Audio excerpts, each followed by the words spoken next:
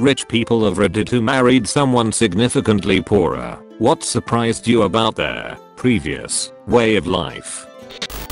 I fell in love with my uni best friend who really didn't have any money. When I got a job for my birthday, I decided to plan a holiday and offered to bring him along. It didn't even occur to me that this was his first ever holiday he'd ever taken.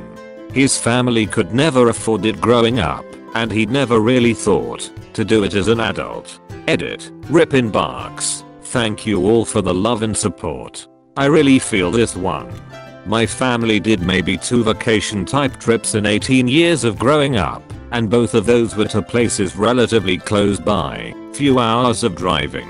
If it wasn't for a couple of school sponsored trips, I probably would have never left my region of the US until I was an adult, and I still haven't left the country. I remember in college, there was a school sponsored trip for a class I was taking that involved air travel. The look on another student's face when I told him I'd never flown before was absolutely priceless. Now, as an adult with a middle-class white-collar job, it still boggles my mind to listen to coworkers talk about all the trips and cruises they take and talk about flying to Disneyland for just a weekend getaway. I can't get myself into the mindset of someone who can actually afford to travel now, because it just hasn't been a part of my life at all. I've never been able to afford travel, but I've still been to a ton of places because of my mother's job. She worked at a travel agency and checked out hotels to see if they were suitable for her agency's clients. It's really weird being in the I can't afford to travel and the I've been to all these places camps simultaneously. I can answer this one. I did not grow up rich by any means, but I would say my family was upper middle class. My husband was born in Nicaragua and eventually moved to Texas, where his mother barely scraped by supporting him and his brother. Some of the things that surprised me. 1. He never eats snacks. Ever. They didn't have food in their kitchen and he would go hungry sometimes. He said once they had an egg in the kitchen and he scrambled it and split it with his brother while his mom hungrily looked on. Now as an adult he doesn't understand snacking. If we eat a banana he thinks that is our next meal. 2. He is very impressed with smaller things in life. He had one toy as a kid, truck, and now, anything I get him he thinks is the most amazing thing in the world. He saves everything. 3. He is the hardest worker I know. He never wants to be where he was. 4. He is the most grateful, optimistic person I know. We've been having some problems, family drama, trying to sell our house, work stuff, etc. He is not afflicted by any of it. He is cool as a cucumber. He always says, "Did you eat today? Do you have a place to sleep? Does someone love you? Then you are better than most people." I dearly love him. He makes me see the world in a different, better way. He sounds like he'd be a good friend. My husband grew up in a family where they were comfortable, but on a strict budget. 6 kids and mom on disability. My family had no budget. One day we were at the grocery store and he always insists on walking up and down every aisle. I finally lost it because he was taking so long and asked him why he did it. Growing up we could only spend $100 a week on groceries for all of us. I always had to put what I wanted back because we couldn't afford it. Now I can afford whatever I want, so I like to look at everything I could have. Took him 10 years to tell me this. I felt like a terrible person. Edit. Thanks for the silver kind homies. Edit #2. I've had a few people, very few, comment that $100 a week is a huge budget, and how is that a stretch? We live in a city with an extremely high cost of living. It's in the top 30 in the world. Getting a family of 4 fed for that much weekly would be a huge stretch here, and his family did an amazing job. My dad is a successful business owner now with several houses and multiple sources of income. But he grew up dirt poor when he had parents, and became even poorer when he was out on his own at 14. Think sleeping on the floor of a gas station men's room. To this day he will take a small handful of cereal out of his bowl before he pours milk in and put it back in the box, so he'll always have some cereal for later. Over 40 years later, and the pain and worry of growing up poor without luxuries, like breakfast cereal, still affect him. Growing up without money does shitty things to people. Edit. Thanks for the gold, kind stranger. My experience is from the opposite perspective. I was the poor one. It absolutely floored me how my wife acts when something broke, like a car, appliances, clothes, etc. As a child living below the poverty line, replacing a tire or other necessities was a disaster, requiring tricky trade-offs in the budget or just plain acceptance of just how boned you were.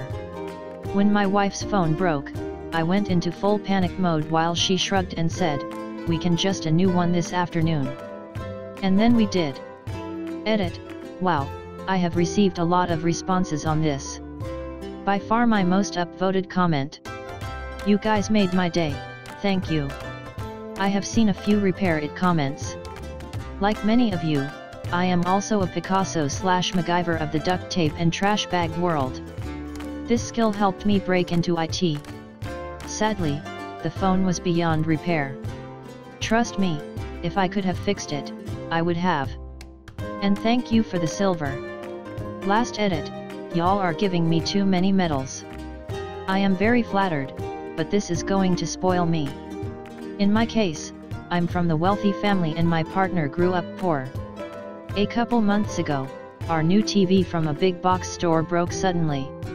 He had bought the warranty, which I never do. I didn't think they worked. He spent like 5 hours on the phone over 3 days and got us a replacement TV, which is not something I would ever have done or thought of doing, which makes me sound so spoiled, but I learned something for sure. Food insecurity. When we were first married, she would get visibly uneasy if the food in the house was running low. She never overate or anything, she was just always concerned about it. A lot of times when she was younger, she went hungry. On the humorous side though, she hates camping. Her answer is always the same: I camped because it was fun. She camped because they couldn't afford hotels. For me, my love of camping started from growing up poor. The only family vacations my single mom and brother and I had were family reunion events several states away. It involved long road trips in a shitty car with no account, but we got to camp in tents and get a break from reality. We also ate a lot better over a campfire than me making hamburger helper for my brother while my mom went to bed early. She worked hard to support us and battled with depression untreated for years until she could afford medication. Those trips were good for all of us. I get giddy with excitement after grocery shopping trips. It just feels so good to have enough food.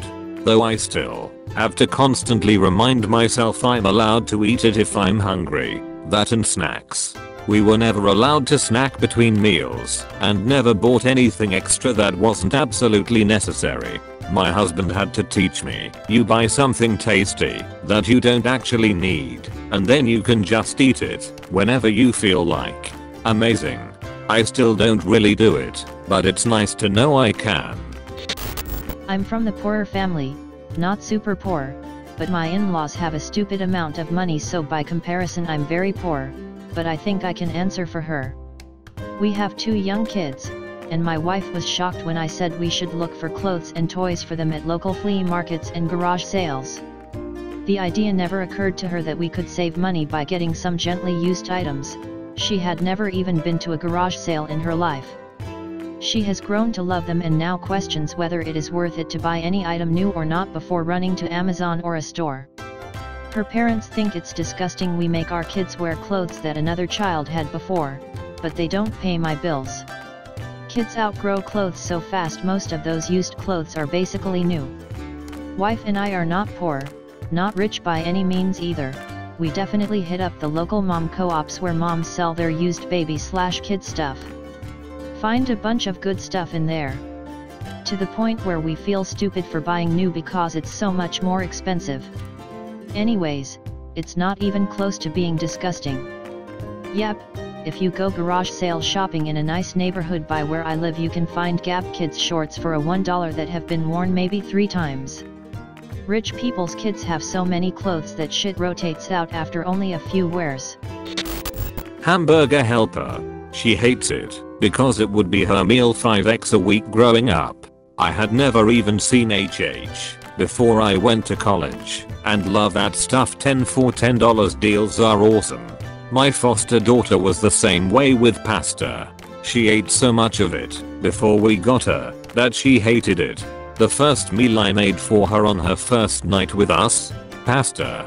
She didn't say a word and ate her dinner, but later I found out she didn't like pasta because of how much of it she had eaten before.